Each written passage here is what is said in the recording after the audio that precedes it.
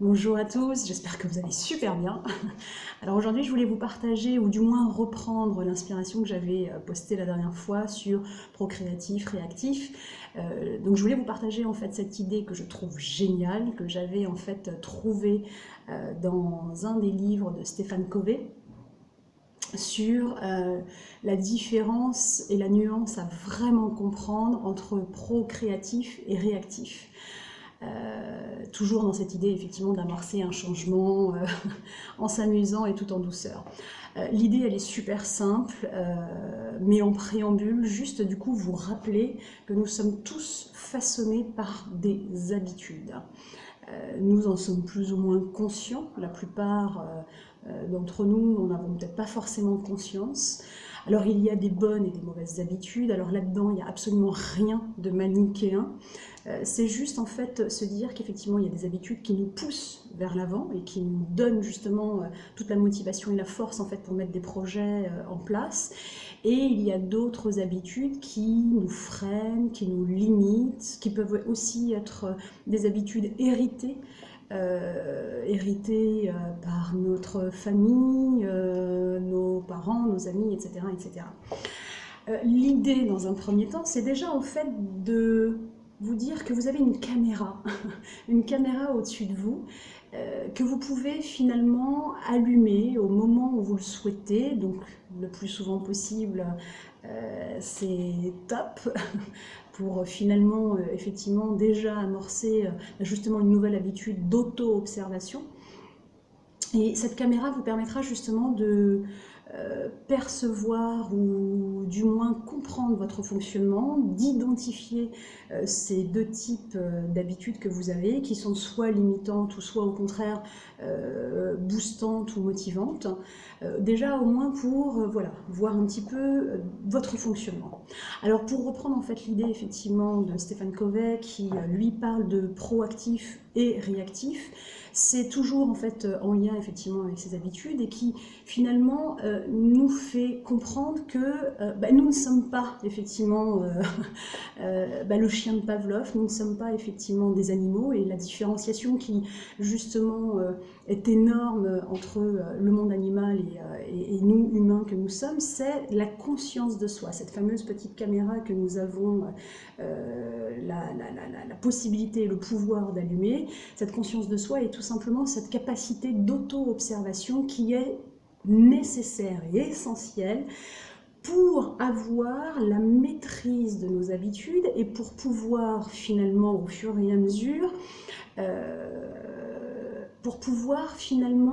jouer sur les curseurs et avoir ce contrôle de nos habitudes et reprendre le contrôle tout simplement de notre vie.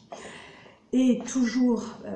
par rapport à Stéphane Covey, en fait, ce qu'il nous dit, c'est qu'une fois qu'effectivement on a pris l'habitude en fait, d'avoir cette caméra que l'on allume,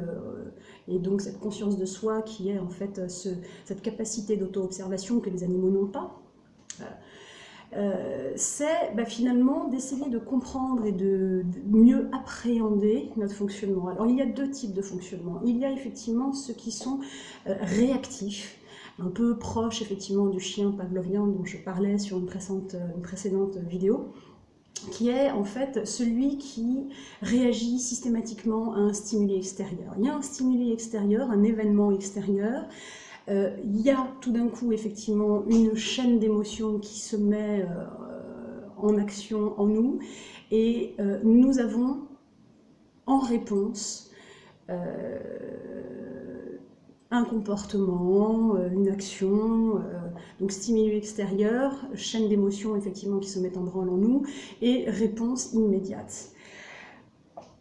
Stéphane Covey nous dit qu'effectivement, et c'est là où c'est très très intéressant, c'est que nous avons la capacité, à partir du moment où nous prenons conscience que nous ne sommes pas uniquement un processus en chaîne sur lequel nous n'avons aucun pouvoir,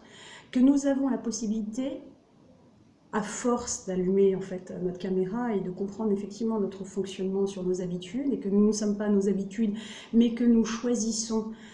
telle ou telle habitude parce que c'est motivant, boostant pour nous et non l'inverse, nous avons la possibilité d'être proactifs. Donc le proactif, C'est celui qui finalement, effectivement, a conscience de son fonctionnement et qui a compris cet événement en chaîne, c'est-à-dire que l'événement extérieur peut créer un enchaînement d'émotions et donc en réaction une réponse immédiate, donc stimuli extérieur, réponse immédiate. Le proactif, lui, effectivement, qui a donc cette vision grâce à sa caméra qui est toujours allumée, qui a cette vision un peu au-dessus de lui, va effectivement dire, ou en tout cas va avoir cette capacité d'enrayer ce processus effectivement que nous avons mis en place parce que selon les histoires de chacun, effectivement, ça peut être tout simplement, comme je vous l'ai dit, un héritage, un fonctionnement effectivement qui nous a permis entre guillemets, de survivre à tel ou tel phénomène, etc., etc. Mais nous avons donc, en tant que proactifs, la possibilité d'enrayer ce processus et d'avoir la main sur les réponses que nous voulons donner aux stimuli extérieurs.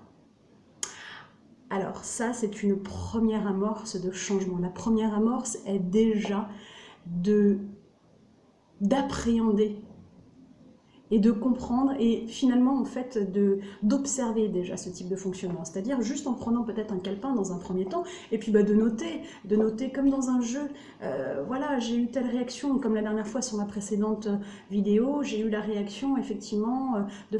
pendant que je faisais un créneau, de réagir comme ci comme ça, donc j'ai été plutôt réactive plutôt que de proactive.